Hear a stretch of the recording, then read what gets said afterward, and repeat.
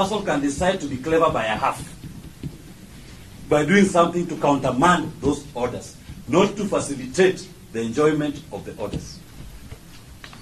That is what we're going to invite people to, by looking into the conduct of the complainant here, who was the respondent in JR 46.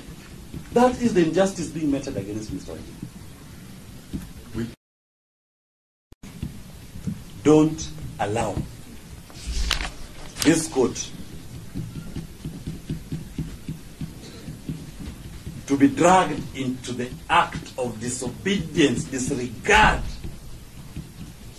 dishonor, the rupture of our constitution that the respondents do every day.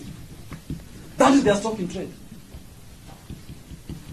To them, court orders are inconveniences to be obeyed, to be complied with, as and when the thing fits their daily bread or their daily need. Not to put order in the society and to anchor the rule of law as part of our democracy.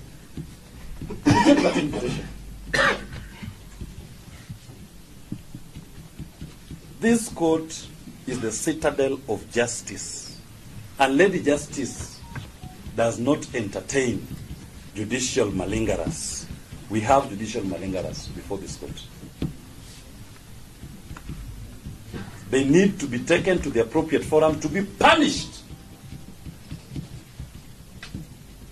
Punished to assert the authority of the court. And it becomes a lesson going forward, that when a court speaks, we all put our fingers down and listen and bow in honor. That is the invitation. The final point is in regard to the second proposed accused person.